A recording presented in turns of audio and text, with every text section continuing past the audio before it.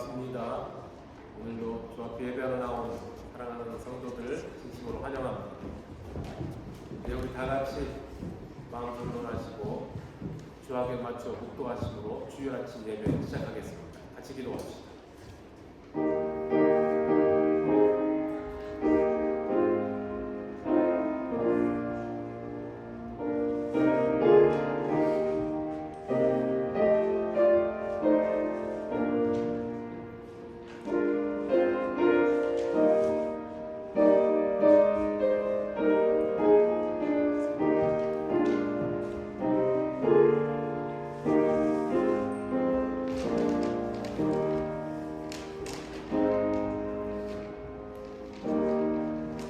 여호와여, 내가 깊은 곳에서 주께 부르짖었나이다.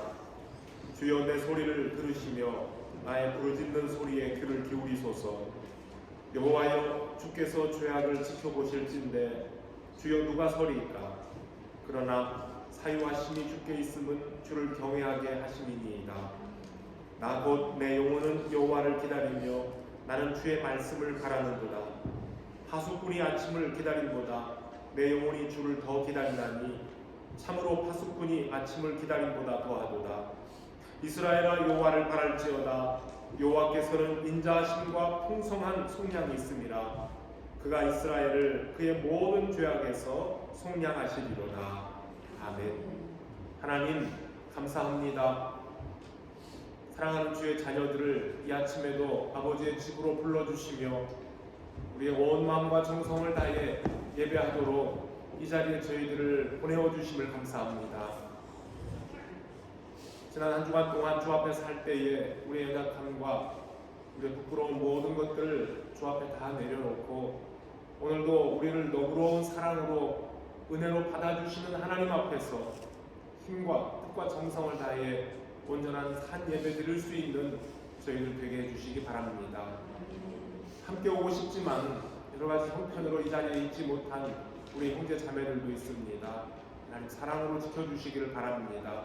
이날을 기억하고 주님 앞에 마음을 들여 몸을 들여 경배하는 복된 성도들 되게 하여 주시옵소서. 예배의 시작부터 마지막 순서까지 주님 앞에 부탁드리오며 예수 그리스도의 이름으로 기도합니다. 아멘. 우리 다같이 자리에서 일어나셔서 하나님을 찬양합시다.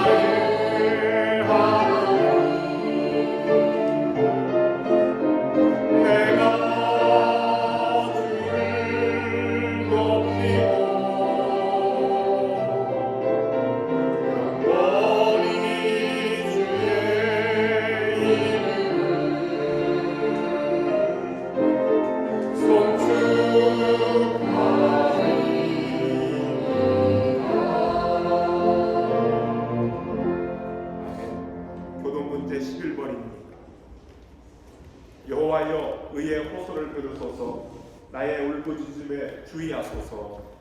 거짓되지 아니하는 수에서 주께서 나를 판단하시며 주의 눈으로 공평함을 살피소서. 주께서 내 마음을 시험하시고 밤에 내게 오셔서 나를 감찰하소서. 흠을 찾지 못하셨사오니 내가 결심하고 입으로 범죄하지 아니하리이다. 사람의 행사로 논하면 나는 주의 말씀을 따라 포악한 자의 길을 가지 아니하였사오며 나의 걸음이 주의 길을 굳게 지키고 실족하지 아니하였나이다. 하나님이여 내게 응답하시겠으므로 내가 불렀사오니 죽게 피하는 자들을 그 일어나는 자들에게서 오른손으로 구원하시는 주여. 주의 기이한 사랑을 나타내소서. 아멘. 우리 다 함께 사도신경으로 신앙을 고백합니다. 나는 전능하신 아버지 하나님 천지의 창조주를 믿습니다. 나는 그의 유일하신 아들 우리 주 예수 그리스도를 믿습니다. 그는 성령으로 잉태되어 동정녀 마리아에게서 나시고 본디오 빌라도에게 고난을 받아 십자가에 못 박혀 죽으시고 장사된 지 사흘 만에 죽은 자 가운데서 다시 살아나셨으며 하늘에 오르시어 전능하신 아버지 하나님 우편에 앉아 계시다가 거기로부터 살아있는 자와 죽은 자를 심판하러 오십니다. 나는 성령을 믿으며 거룩한 공교회와 성도의 교제와 죄를 용서받는 것과 몸의 부활과 영생을 믿습니다. 아멘. 자리에 앉아서 우리 함께 하나님을 찬송합시다.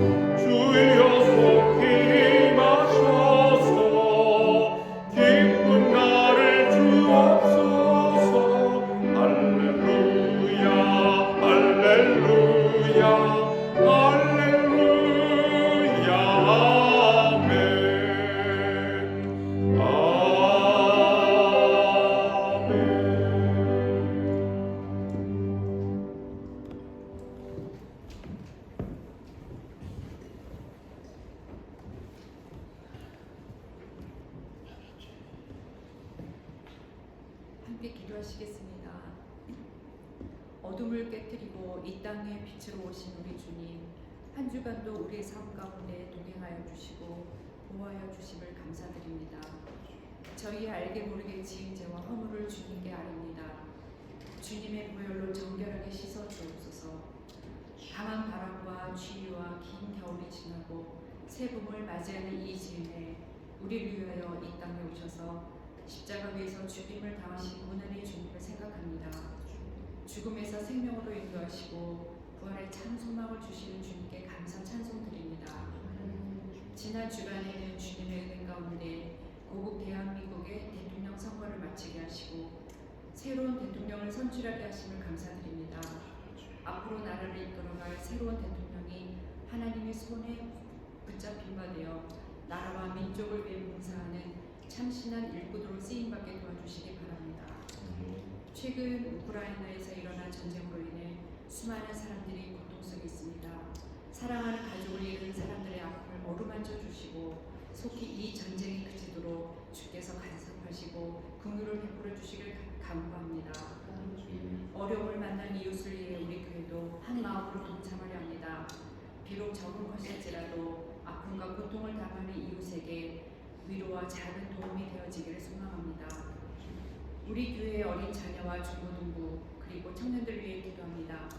우리 어린이들이 어려서부터 하나님을 알아가고 진리의 말씀에 순종한 복을 발게 하옵소서. 청소년기를 지나고 있는 중고등부 학생들에게는 지혜와 총명을 허락하시고 미래의 하나님 나라의 귀한 일꾼으로 잘 성장되어 가도록 주께서 매 순간 지도하시고 인도하여 주시길 기도합니다. 가족과 고국을 떠나와 해외에 유학 중인 우리 청년들이 영역에 아울러 강건하게 하시고 주어진 학업에 충실하며 청년의 시기에 창조주 하나님을 기억하며 살게 하옵소서. 우리 교우들 중에 몸과 마음이 연약한 분들이 있습니다. 주께서 사랑하는 형제 자매들에게 긍휼을 베푸시고 하루 속히 건강이 회복되어 우리와 함께 예배하며 성도의 교제를 나눌 수 있게 하여 주옵소서. 물질의 어려움과 자녀의 문제와 새로운 보금자리로 이사를 준비하는 과정, 진로의 문제로 기도하는 성도들의 간구를 들어주시길 기도합니다. 우리의 작은 신음에도 응답하신 하나님께서 하늘의 문을 여시고 들으사 우리의 기도가 하나님께 상달되기를 소원합니다. 주님의 몸된 교회를 위해 보이지 않는 곳에서 수고하는 손길들이 있습니다. 주께서 만복으로 채워주시며 주의 몸된 교회를 섬길 때 주님이 주시는 기쁨을 맛보게 하시고 서로의 연약함과 수고를 인정하며 함께 주의 몸을 세워가는 복된 우리 모임이 되게 하여 주시길 기도합니다. 오늘도 주의 종을 통해 주시는 말씀이 힘든 세상을 살아가는 우리에게 새로운 힘과 은혜가 되게 하시고 그 말씀 따라 순종하며 사는 우리가 되게 하옵소서. 오늘 우리가 드리는 예배가 하나님께 올리는 산 예배가 되기를 바라오며 이 모든 말씀을 우리 주 예수 그리스도의 이름으로 기도합니다. 아멘.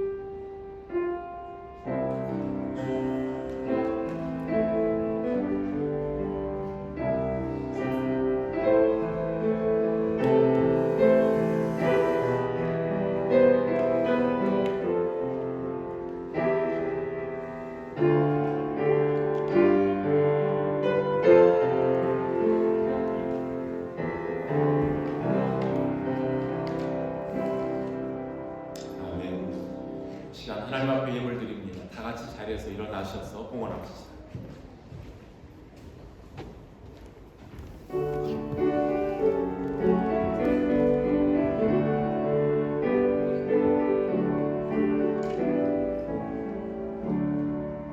하나님 아버지 감사합니다. 주 앞에 나올 때에 저희들이 정성을 다하여 준비한 예물 하나님 앞에 드립니다.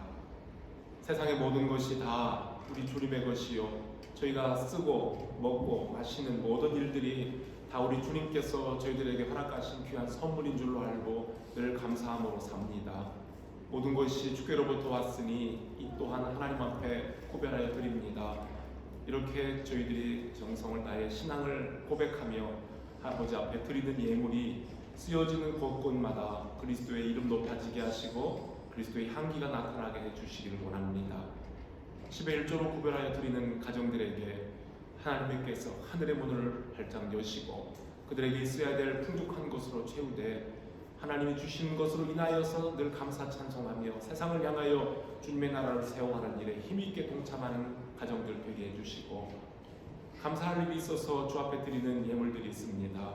우리의 감사가 풍성하며 주의 복음 증거하고 또 하나님의 나라 사업을 위해서 헌금하는 이 모든 예물들이 하나님의 영광을 위하여서 아름답게 쓰여지되 각 가정은 일용할 양식으로 족하며 주님의 나라를 위하여서 항상 감사 충만한 삶이 되게 하여 주시옵소서. 감사를 드리오며 예수 그리스도의 이름으로 기도합니다. 아멘. 자리에 앉아주시기 바랍니다. 교회 소식 나누겠습니다. 주보에 있는 내용 참고해 주시기 바랍니다. 예배 후에는 오늘 3월 정기 재직회로 모입니다.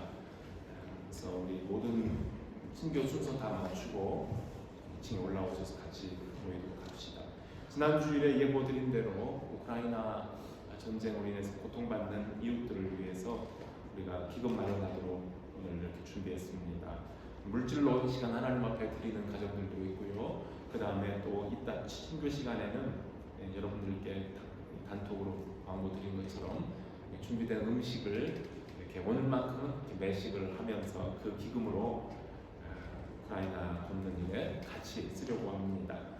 우리 청년들도 같이 동참하고요. 가족들 맛있는 반찬 우리 집사님들이 열심을 다해서 준비해온 음식들이 있습니다. 기쁨으로 같이 나누면 참 좋겠습니다.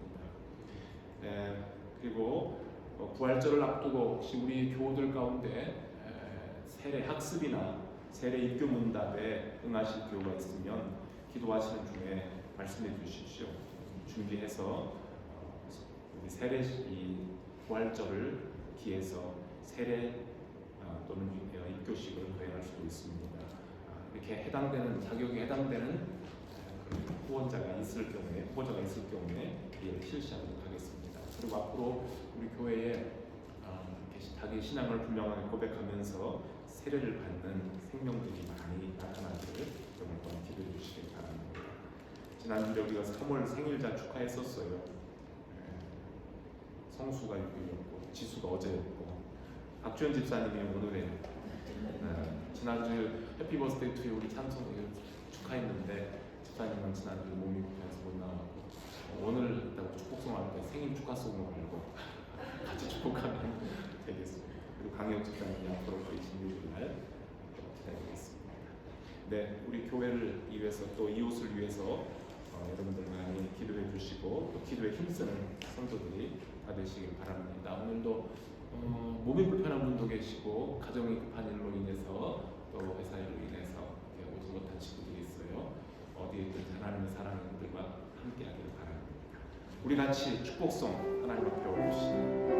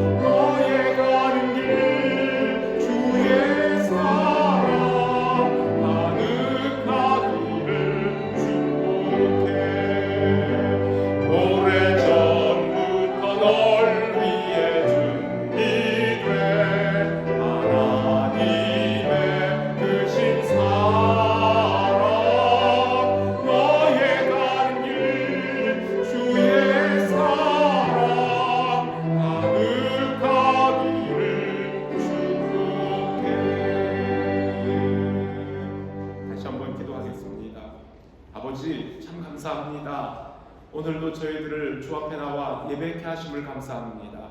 건강 주심 감사합니다. 믿음 주심 감사합니다. 함께 모여 서로를 축복하게 하시니 감사합니다. 여기 모인 우리 사랑하는 자녀들 중에 3월에 생일을 맞이한 우리 믿음의 식구들도 있습니다. 또 오늘 생일 맞이한 우리 박주현 집사님도 있습니다. 앞으로 하나님께서 또 새로운 1년 동안 영육간 강건하게들 지켜주시고 하나님 나라를 위하여서 힘있게 감사함으로 사는 믿음의 자녀들 다 되게 해주시기를 바랍니다. 하나님 감사합니다. 이제 어려움 당한 이웃들을 위하여서도 저희들이 기억하며 같이 동참합니다. 하나님 지금도 전쟁의 보화 속에서 피난 속에 고통받는 이웃들을 기억하시고 불쌍히 여기시고 이 아픔이 오래가지 않도록 하시며 속히 진정되고 속히 회복할 수 있는 그 날이 오도록 은혜 베푸시기를 원합니다. 하나님 우리 교우들 중에 육신이 연약한 자들이 있습니다. 몸이 너무 힘들고 아파서 함께 예배할 수도 없는 친구들 위로하시고 찾아주시고 회복시켜주시고 마음이 힘들어 아파서 또 어려운 성도들도 있습니다. 주께서 아시오니 저희들의 연약함을 치료해 주시고 마음의 기쁨과 평화와 소망을 회복할 수 있게 하시고 오직 영원하신 하나님 예수 그리스도의 능력을 의뢰하며 자리를 박차고 일어나 주님과 동행하는 복되고 건강한 성도들 되게 하여 주시옵소서. 우리 주일학교 어린 학생들과 청소년들을 말씀으로 사랑으로 이끌어 주시는 전사님과 교사들에게도 같은 복 주시고 어릴 때부터 주를 아는 믿음을 가지고 살아갑니다. 이것이 세상 그 무엇보다도 소중한 줄로 압니다. 이 아이들이 세상을 변화시키는 능력 있는 자녀들로 날마다 성장케 하여 주시옵소서. 오늘도 흩어져 예배할 때에 그 어린 자녀들의 삶 속에도 모임 가운데에도 성령으로 역사하시기를 바라며 예수 그리스도의 이름으로 기도합니다. 아멘. 주일학교 어린이들은 선생님과 같이 동합니다.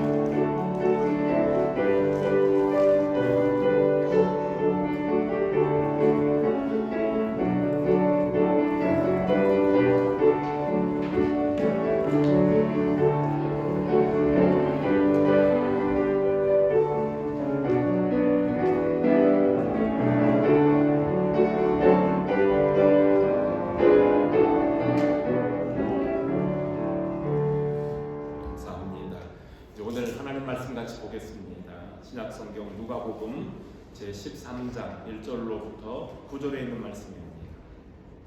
13장 1절로부터 9절. 저와 여러분 한 절씩 교독하겠습니다.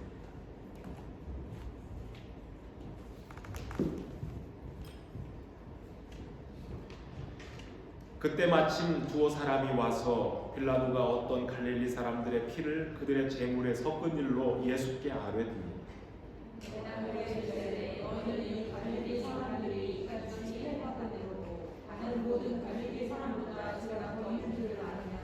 너희에게 이르노니 아니라 너희도 만일 회개하지 아니하면 다 이와 같이 망하리라.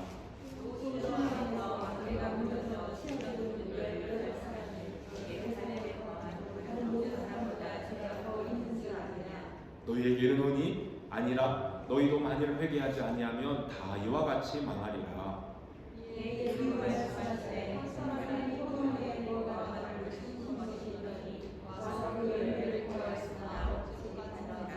포도원지기에게 이르되 내가 3년을 와서 이 무화과 나무에서 열매를 부하되 얻지 못하니 찍어버리라. 어찌 땅만 버리하겠느냐.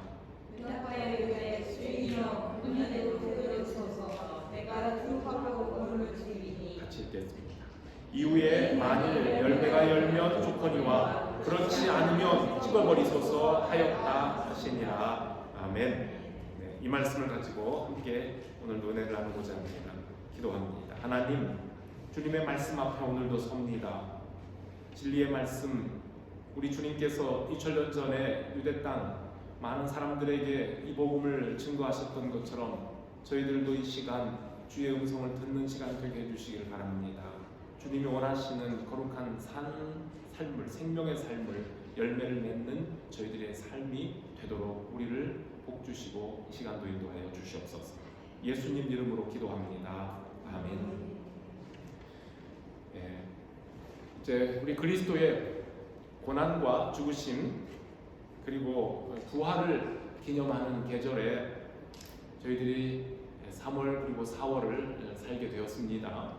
금년에는 4월 두 번째 주일이 종려주일이에요. 예수님이 어린 나귀를 타고 예루살렘 성으로 들어가신 그날을 기념하는 주일이고, 그리고 한 주간 고난 주간을 지나게 됩니다. 그 다음에 바로 4월 세 번째 주일이 부활절이 됩니다.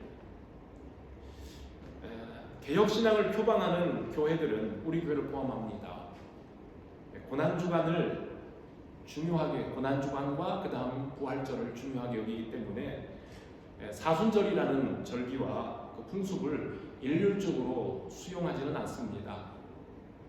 그러나 부활절을 앞둔 기독교인들이 죄악을 멀리하며 단정한 생활로 경건한 삶에 집중하려는 노력은 참 좋은 자세라고 봅니다.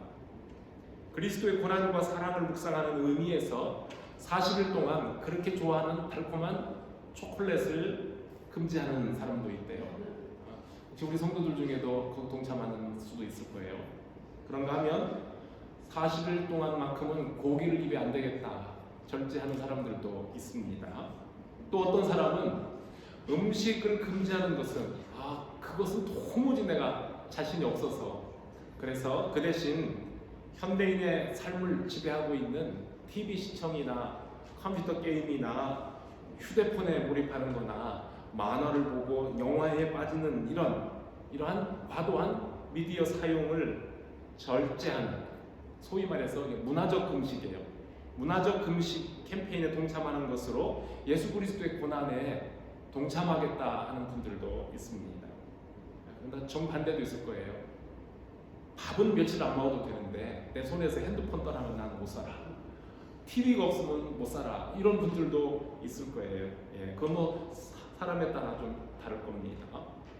참 다 좋습니다. 어떤 방법으로든지 어떤 방식이든 그런 절제하는 훈련을 통해서 예수 그리스도의 고난을 묵상하며 동참하겠다는 의지와 행동은 소위 사순절이라는 이런 절기를 떠나서도 우리 현대인들에게는 항상 필요한 경건의 훈련입니다. 절제와 순결한 삶은 단지 사순절이라는 기간에만 해당되는 것이 아니라, 강조되어야 될 것이 아니라 1년 365일 지속적으로 실천되어야 할 우리 그리스도인들의 삶이기 때문입니다. 죄의 유혹과 방탕한 삶으로부터 구별되어서 하나님이 기뻐하시는 경건한 그리스도인으로 살기를 힘쓰는 우리 성도들에게 하나님의 복이 충만하기를 바랍니다. 꽃피는 새봄을 맞이하는 이 계절에 우리 더럼 한인교회는 그리스도의 순환과 죽으심을 기억하고 부활의 영광을 찬송하는 부활절 4월 셋째 주일을 맞이할 때까지 앞으로 몇 주간 동안은 예수님이 공생의 마지막 기간 중에 전하셨던 말씀들과 주님이 행하셨던 일들에 관한 복음서에 기록된 말씀들을 집중적으로 나누려고 합니다. 그리고 그 첫 시간으로 오늘 말씀은 우리 같이 읽었던 누가복음에서 나오는 포도원의 무화과 나무 비유를 함께 나누고자 합니다. 포도나무나 무화과 나무는 햇빛이 많은, 일조량이 많은 지중해성 기후에서 아주 잘 자라는 나무고요. 올리브 나무나 대추야자 나무와 함께 예수님께서 태어나셨던 그 땅 팔레스틴 지역의 과일 나무들 중에 대표적인 유실수, 열매가 있는 나무들입니다. 그 중에서 포도나무는 달콤한 열매와 사람들에게 기쁨을 주는 포도주를 내주기 때문에 가장 사랑을 많이 받는 나무이기도 합니다. 자, 포도나무와 무화과나무 이야기를 오늘 하는데요. 그 중에서 그에 비해서 이 팔레스틴에 심겨져 있는, 자라나고 있는 무화과나무는 포도나무처럼 정성스럽게 포도원을 가꾸지 않아도 어디에서나 흔하게 잘 자라나는 나무이고, 무화과가 열매가 잘 열릴 때에는 우리나라 대한민국에도 무화과가 있어요. 열리긴 합니다만 우리나라에서 열리는 그런 그 수확량과는 비교가 안 돼요. 지중해성 기후에서는 잘 열릴 때는 심지어 1년에 5번까지 열매를 딸 수 있는 게 무화과 나무예요. 자, 그렇기 때문에 만일 어떤 무화과 나무에 열매가 안 열렸다면 그 나무는 사실상 쓸모없는 나무가 되어버립니다. 그 나무 아니고도 무화과 나무는 그 땅에 얼마든지 널려져 있기 때문에 오늘 성경에 나오는 무화과 나무처럼 열매가 없는 나무는 가차없이 베어버리는 것이 팔레스틴 사람 농부들의 일반적인 생각이었습니다.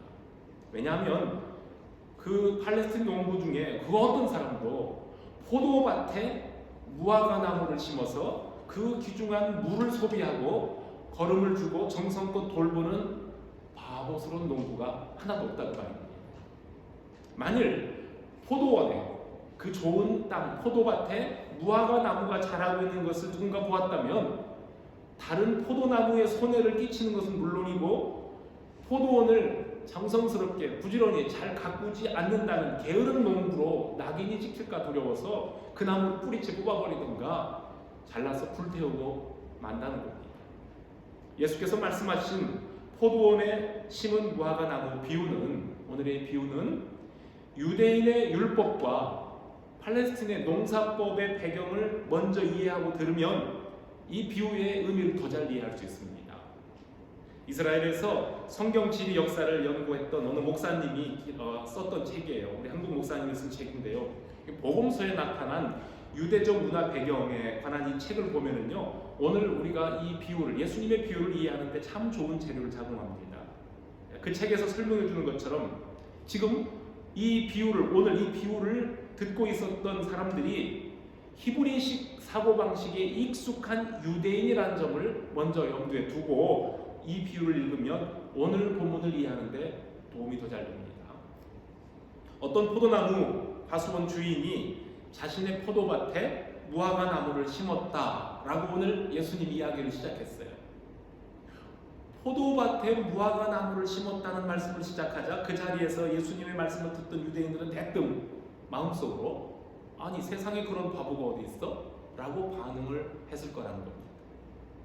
포도원 주인의 마음이 너그럽다 못해 어쩌면 판단력이 부족한 사람이 아닐까 생각한다는 겁니다. 좋은 땅 포도밭에 무화과 나무를 심는 바보도 없지만 3년이나 찾아왔는데도 열매 하나를 얻지 못하고 있는 주인, 저 사람은 도대체 무슨 생각을 하고 있는 사람일까 하며 예수님이 들려주는 이 이야기를 그건 비현실적인 이야기입니다 라는 식으로 속으로 비웃을 수도 있다는 겁니다. 자, 그런데 예수님의 비유는 계속 진행됩니다. 포도원에 무화과 나무를 심고 열매를 기대하는 주인은 1년, 2년, 3년, 세 번째 찾아왔는데 매번 허탕만 치고 돌아갑니다.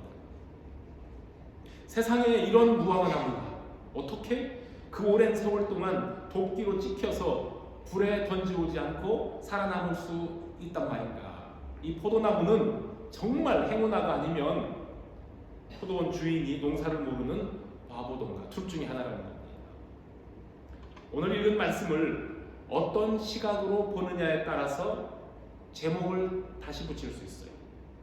오늘 서울기도 제목이 포도원의 무화과 나무인데요. 이것을 다른 비유로 해보면요, 하나님께로부터 은혜를 입고 사는 우리 자신들을 지금 가리키는 이야기이기 때문에요, 유대인의 입장에서 아까 히브리식 사고방식에 가득 차 있는 유대인의 입장에서 제목을 다시 붙여본다면 농사의 기본도 모르는 포도원 주인, 이렇게 제목을 붙일 수 있는 거예요, 오늘의 스토리에서. 그런데 이 비유를 말씀해 주고 계시는 예수님의 관점에서 오늘 말씀을 보면 그 중심은 길이 참고 기다리시는 하나님, 이렇게 달리 제목을 붙일 수 있는 겁니다. 예수님의 비유에 나오는 이 주인의 너그러움은 우리들이 생각하는 것보다 훨씬 대단합니다. 과수원 주인이 열매를 얻으려고 3년씩이나 찾아왔다는 그 3년이라는 부분에 주목을 해보시기 바랍니다. 율법을 준수하는 히브리인들에게는요, 과일나무를 심고 그 나무에서 열매를 얻는 것에 대한 유대인식 방법이 있습니다. 자, 그게 뭘까요? 예를 들면 레위기 19장 23절에 나오는, 이게 율법에 나오는 말씀이죠.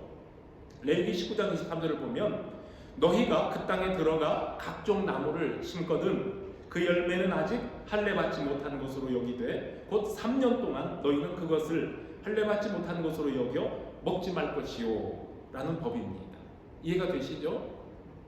그렇기 때문에 이 과수원 주인은 무화과 나무를 심은 다음에 첫 3년 동안은 열매를 거두러 과수원에 가지 않았어요. 갈 필요 없어요. 그건 자기 것이 아니에요. 그렇다면 몇 년 뒤에 열매를 얻으려고 찾아갔겠습니까? 4년째? 4년째. 자, 그런데 그것도 또 아니라는 겁니다. 4년째 열리는 나무는 할례 받지 못한 것으로 여겼던 제 3년이 지난 후 열리는 어떤 열매가 돼요? 첫 열매가 되는 거예요. 첫 번째 열매. 유대인의 신앙 습관을 따르면 모든 짐승들의 첫 새끼들과 나무들의 처음 난 열매는 하나님께 드리는 것으로 레위기 19장에도 나와 있고 민수기에도 나와 있어요. 그래서 당연히 유대인들은 이런 배경을 잘 알고 있기 때문에 지금 예수님의 비유를 들을 때 그 과수원 주인이 무화과 나무를 심은 지 자신을 위한 열매를 따기 위해서는 4년째 간 것이 아니라 5년째 갔다라고 해석을 하는 거예요. 5년째 간 것이 처음으로 자기 열매를 구하러 간 1년입니다. 그런데 불행하게도 그 나무의 열매가 없었다는 거예요. 그렇다면 이미 5년이라는 세월이 지났는데요. 그렇다면 그 무화과 나무는 더 두고 볼 것도 없이 어떻게 해야 돼요? 그냥 잘라져야 되는 거예요. 그게 유대인의 상식이라는 거예요. 그런데 이 주인은 그 나무를 그냥 둡니다. 그때 그 주변의 이웃 사람들이 수군거려 주인을 욕하기 시작합니다. 도대체 저 사람은 무슨 생각으로 저 쓸모없는 나무가 포도밭에서 자리만 차지하도록 놔둔단 말인가? 아유, 바보도 보통 바보가 아니네 라고 말하는 겁니다. 자, 주인은 그 다음에 6년째 되던 해에 몇 번째 방문을 하는 거죠? 2번째 방문을 했습니다. 그리고 열매는 또한 여전히 없어요. 이웃 사람들은 포도원 주인이 작년에 욕을 잔뜩 먹었으니까 이번에는 당장에 당연히 잘라버릴 거라고 생각을 했습니다. 하지만 이번에도 주인은 그 나무를 그냥 둡니다. 사람들이 이번에는 답답해서 견딜 수가 없습니다. 그 밭에 포도나무를 심으면 더 많은 포도를 거둘 수 있고 더 많은 포도주를 생산할 수 있는데 땅이 아깝다라고 하며 속상해했을 거라는 겁니다. 자, 그렇다면 주인이 무화과 나무 열매를 얻기 위해서 3번째로 찾아온 해는 이제 몇 번째 해가 되는 거죠? 나무를 심고 7년째가 되는 거죠. 7년이죠. 그런데 또 아니라는 거예요. 저는 이 책을 읽으면서 이분이 해석이 참 이상하다 그랬는데 7년째 된 해에 무화과 열매를 찾으러 가지 않았대. 오늘 성경 이야기 속에 나오는 유대인들은 모두 다 율법에 익숙하고 히브리식 사고방식을 가진 사람이었다는 것을 염두에 둬야 된다고 앞에 말씀드렸죠. 유대인들에게 7년이라는 것은 어느 의미입니까? 안식년이에요. 7년째. 자, 그렇다는 거죠. 무화과 나무를 심어놓고 제 7년이 되는 안식년이었어요. 그래서 주인은 그 해에도 자기를 위한 열매를 구하려고 포도밭에 나가지 않았다는 거예요. 그렇다면 주인이 무화과 열매를 얻기 위해서 3번째, 3년씩 찾아간 해는 무화과 나무를 심은 지 8년이 되는 해였다. 그렇게 보는 겁니다. 그런데 주인이 기대하고 포도원에 들어섰을 때 눈앞에 펼쳐져 있는 것은 아직도 열매를 맺지 못하고 있는 무화과 나무가 뻔뻔하게 그렇게 이파리만 내고 아마 포도원을 차지하고 있었더라 그 말입니다. 참 실망스러운 광경입니다. 그제서야 주인은 진노합니다. 진노하고 과수원지기에게 내가 3년을 와서 이 무화과 나무 열매를 구했는데 얻지 못하니 찍어버리라. 어찌 땅만 버리느냐 했습니다. 곁에서 지켜보던 동네 사람들이 그러면 그렇지, 이제야 이 사람이 정신을 차렸구나 하면서 반가워하고 오늘의야말로 비로소 저 쓸모없는 무화과 나무가 잘라지는 꾼을 보는구나. 아우 속 시원하다 그랬어요. 그런데 뜻하지 않는 복병이 나타난 겁니다. 오늘 말씀에 여러분 짐작하시겠죠? 누구죠? 과수원지기예요. 과수원지기가 주인에게 뭐라고 했습니까? 주인이요, 금년에도 그대로 두소서 그랬어요. 금년에도 그대로 두소서. 내가 두루 파고 땅을 파고 거름을 줄이니 이후에 만일 열매가 열면 좋거니와 그렇지 않으면 그때 찍어버리소서라고 합니다. 과수원지기가 주인에게 하는 말을 듣고 옆에 있던 사람들이 열불이 났습니다. 이런 멍충이 과수원지기를 당장 해고하라 하고 주인에게 항의할 만도 합니다. 지금까지 바보라고 생각했던 과수원의 주인보다 더 심한 바보가 여기 있었기 때문입니다. 예수님의 비유는 딱 거기에서 끝났습니다. 이야기를 듣고 있던 유대인들은 이런 비현실적인 사고방식을 가진 포도원 주인과 멍청이 과수원 지기가 세상에 어디 있단 말인가 비웃으면서 지금 이러한 이야기를 우리에게 왜 저 예수가 나사렛 예수가 들려주고 있는가, 왜 이런 얘기를 우리가 할까 이상한 눈으로 바라보았을 겁니다.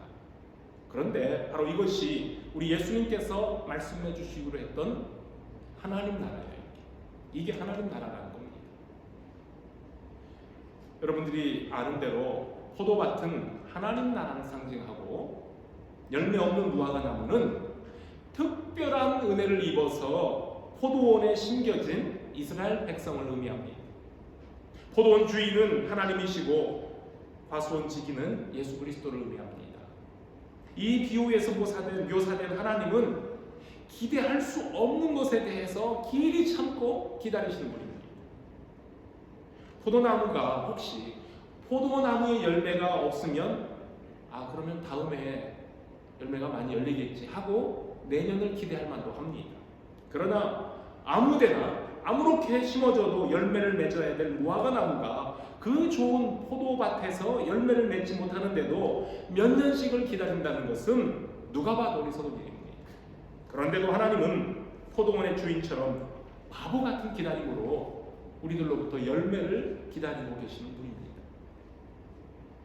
끝내 열매를 맺지 않는 무화과 나무를 바라보던 하나님이 진노하시고 그 나무를 베어버리라고 명하셨지만 주인의 진노를 무릅쓰고 한 해만 더 기회를 달라고 간청하는 과원지기가 있습니다. 포도원에 심긴 무화과 나무에 이 과원지기는 더없이 은혜롭고 자비로운 구원자예요. 그 과원지기가 바로 우리를 위해 십자가에서 죽임 당하신 예수 그리스도시고요. 우리는 과원지기의 간청으로 생명을 연장받는 무화과 나무들입니다. 여러분들 말씀을 기억하시죠? 예수님이 마지막으로 예루살렘을 방문하시던 주간에 길가에 잎이 무성한 무화과 나무를 보시고 가까이 가서 열매를 찾아보았으나 아무것도 없을 때에 이제부터 영원토록 너에게 열매가 맺지 못하리라 하고 무화과 나무를 저주하신 적이 있어요. 여러분, 생명 하나하나에 대해서 그렇게 사랑이 지극하신 예수님이 그날에는 왜 그렇게 심한 저주를 내리셨을까요? 그날 예수님이 시장기가 있으셔서 그래요. 시장했다가 실망해서 속상해서 삐져서 그렇게 엄청난 저주를 내리셨을까요? 성경에 나와 있죠. 그때가 아직 무화과 따는 계절이 아니었다고 했어요. 그런데도 그 나무는 잎이 무성해서 마치 열매도 같이 있는 것처럼 사람들에게 기대감을 줬다는 거예요. 잎만 무성하고 열매는 아무것도 없었던 이 나무는 아직 제철도 아닌데 마치 열매가 가득 열린 것처럼 보여 사람을 실망시키는 나무였습니다. 다시 말하면 거짓으로 꾸며 하나님과 사람을 속이는 외식하는 바리새인들과 유대인의 영적 상태와 같았다고 말입니다. 십자가의 죽음을 눈앞에 두고 계신 예수님은 열매도 없이 잎만 무성한 이스라엘의 영적인 상태에 실망하시고 이처럼 엄한 경고의 메시지를 그 무화과 나무를 통해 전달하신 겁니다. 포도원에 심긴 이 무화과 나무 비유는 그 목적은 무엇일까요? 아까 우리가 1절부터 읽었죠. 1절부터 5절의 말씀에 대한 설명을 위하여 주신 예화였어요. 비유였습니다.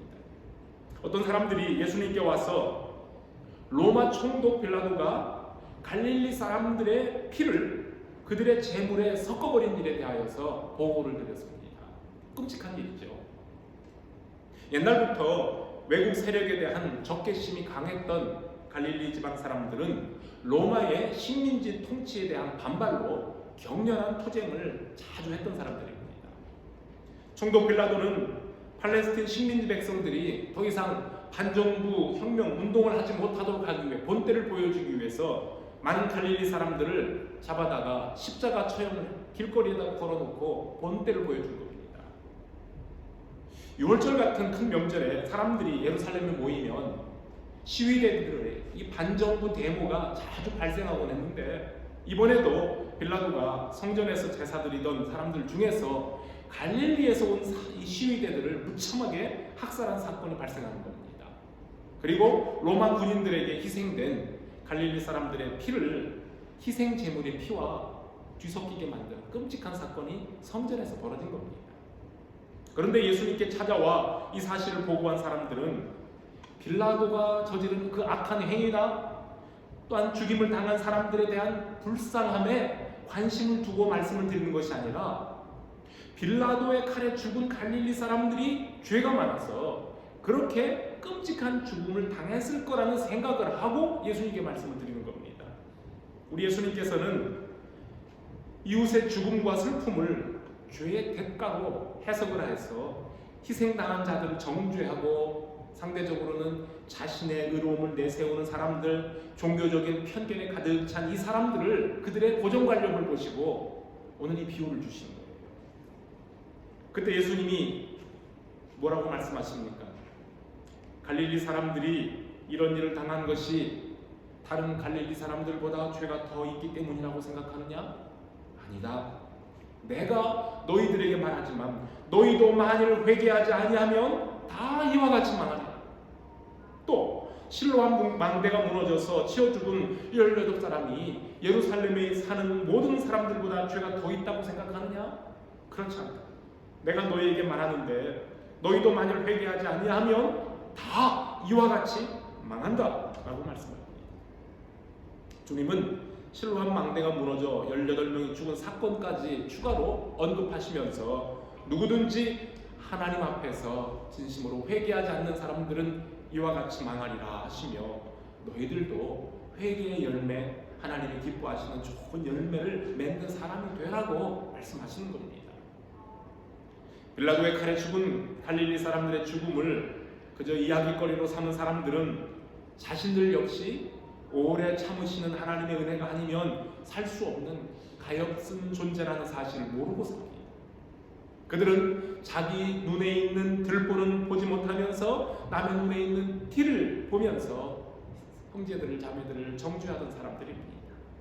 그들은 오늘 예수님이 말씀하신 포도원에 심긴 열매 없는 무화과 나무가 바로 자신들이라는 사실을 모르고 예수님의 비유를 들으며 아이고 저 나사렛 선생님 엉뚱한 이야기 말도 안 되는 소리를 하신다고 생각을 했습니다. 오늘 아침에 이 포도원에 심기운 무화과 나무 비유를 듣는 우리들은 우리 하나님의 심정을 잘 이해하는 사람들입니다. 나 같은 죄인을 영원히 멸망할 세상으로부터 골라내서 기도할 때 우리 그런 기도 잘하지 않습니까? 세상에 수많은 사람들 가운데 고르고 선택하여 하나님 자녀 삼아주신 감사합니다. 이렇게 우리 기도하지 않습니까? 네. 멸망할 세상으로부터 나 같은 죄인을 골라내어 하나님 나라의 포도원에 심어주셨으니 그렇다면 우리에게도 주님이 원하시는 기뻐하시는 그 은혜에 보답하는 열매들이 있어야 됩니다. 오래 참고 또 참으시는데 아직도 우리가 죄의 심각함을 모르고 세상과 하나님 나라 사이에서 머뭇거리며 시간을 허비하고 있다면 우리 하나님께서 얼마나 답답해 하시겠습니까? 우리는 누가 더 깨끗하고 누가 더 흉한 죄인인가 서로를 비교하며 남을 정죄하면서 그래도 나는 저 사람보다는 괜찮은 사람이야. 나는 그래도 괜찮겠지라고 안심하며 삽니다. 그런데 오늘 말씀 보면 아닙니다. 절대 아닙니다. 우리도 회개치 아니하면 멸망으로 떨어지게 될 불쌍한 인생 중에 한 사람일 뿐입니다. 끔찍한 사고와 사건들이 그리고 전쟁과 자연재해로 목숨을 잃는 사람들의 소식이 안타까운 소식들이 들려오면 고난을 당하는 그 사람들을 불쌍히 여기며 자비의 손길을 내미는 대신 그거보다는 그 사람들은 왜 그렇게 저렇게 끔찍한 시련을 겪어야 하는가? 어쩌면 그 사람들이 쌓아놓은 죄의 업보가 아닐까? 라고 생각하며 남을 판단하는 마음이 앞설 때도 있습니다. 그런 위협과 고난이 없이 편안하게 살고 있는 나는 그들보다 더 많이 의로운 사람이기 때문에 내가 이렇게 편안할까요? 여러분, 우크라이나의 국민들이 러시아의 푸틴이나 또는 러시아의 국민들보다 죄가 더 많기 때문에 이런 전쟁의 고통을 겪고 있겠습니까? 우리들이, 저와 여러분들이 그들보다 더 의롭기 때문에 평화로운 대한민국 땅이나 영국 땅에서 안전하게 살고 있는 거겠습니까? 나의 허물과 죄를 공공사하며 감추고 의로운 양 살아간다면 잎사귀만 무성하고 열매 하나 없이 예수님으로부터 저주받았던 무화과처럼 이후로는 영영 열매 맺을 기회를 잃고 말지도 모릅니다. 하나님의 진노에도 불구하고 오늘 우리 예수님은 나 같은 죄인을 위해 한 해만 더 기다려달라고 중보의 기도를 올리십니다. 나를 위해 고난을 받으시고 십자가에 돌아가신 우리 주님의 희생이 아니고는 나 스스로는 구원에 이르지 못하는 연약한 죄인임을 우리는 날마다 고백합니다. 금년에도 한 해만 더 참으소서. 내가 땅을 두루 파고 걸음을 듬뿍 주어 아버지께서 원하시는 선한 열매를 충실히 맺도록 하겠습니다 라고 간구하시는 우리 주님을, 그 주님의 은혜를 의지하며 이 한 주간도 우리 주님의 고난과 나를 향한 그리스도의 사랑을 기억하면서 이 순간도 어려움 가운데 있는 우리의 이웃들, 몸도 아프고 마음이 아픈 이웃들, 살 소망을 잃고 살아가는 우리의 이웃들을 위하여서 같은 사랑을 나누면서 나 스스로는 또한 정결한 삶을 힘쓰는 복된 한 주간이 되시기를 주님의 이름으로 축복합니다. 같이 기도하겠습니다. 하나님 아버지 감사합니다. 고난이 많은 세상 속에 지금 저희들은 편안히 지내지만 아픔과 슬픔과 여러 가지 위험 속에서 살고 있는 이웃들도 있습니다. 우리가 이렇게 편하게 살 수 있고 하나님 백성으로 이 땅에서 살 수 있는 것이 오늘 예수님이 말씀해 주신 대로 포도원의 주인이신 우리 하나님께서, 아버지께서 오래 참고 계십니다. 거기에 우리 예수 그리스도께서 우리를 위하여 간구하는 중보가 있기 때문인 것을 한순간도 저희들 잊지 않게 해주시기를 바랍니다. 많은 사람들 가운데, 세계의 수많은 민족 가운데에 대한민국, 영국을 주님이 불러주시고 예수 믿는 백성들로 삼아주신 것 참으로 감사합니다. 천국을 소망하며 살고 천국 시민으로 사는 것이 얼마나 소중한 것을 늘 깨닫고 살 수 있는 복 주심을 감사합니다. 그렇다면 우리도 주님 앞에 주님이 기뻐하시는 선한 열매들이 하나님 앞에 보여질 수 있는 사람 되게 해주시기 바랍니다. 회개 없는 잘못된 교만한 자만한 영들이 되지 않게 하시고 늘 주 앞에 굴복하며 겸손하게 주님의 은혜입니다. 주께서 날 위하여 십자가에 죽으심으로 내가 구원받고 하나님 백성 되었습니다. 감사함으로 살면서 우리의 이웃들의 고통과 아픔에 함께 동참할 수 있는, 그리하여 예수 그리스도의 고난을 묵상할 수 있는 복된 계절을 살아가게 하여 주시옵소서. 한 주간 동안도 주의 말씀 속에 살기를 소원합니다. 예수님의 이름으로 기도합니다. 아멘. 자리에서 일어나셔서 우리 마지막 찬송 부릅시다.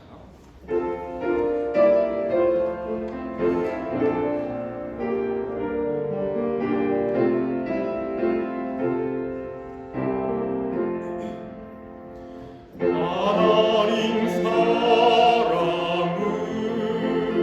온전한 참 사랑 내 맘에 부어주시사 충만케 하소서. 내 주님 참 사랑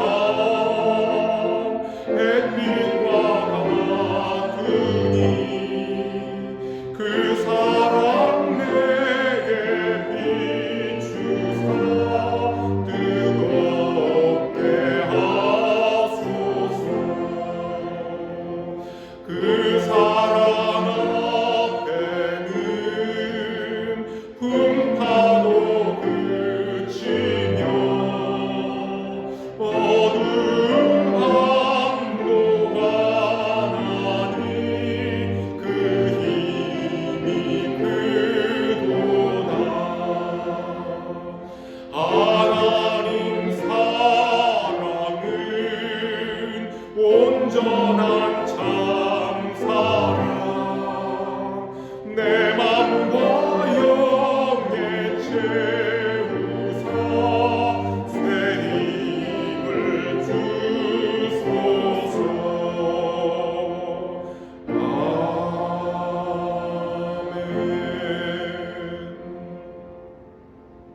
지금은 교회 머리 되신 예수 그리스도의 은혜와 아버지 하나님의 참 사랑과 성령님의 보호하시고 인도하심이 오늘도 포도밭에 심기운 무화과나무처럼 죄를 택하여 불러주심을 감사하여 선한 열매 하나님 앞에 나아가는 복된 삶을 살기를 원합니다. 결단하고 돌아가는 성도들 위해 영원토록 함께 있을지어다. 아멘.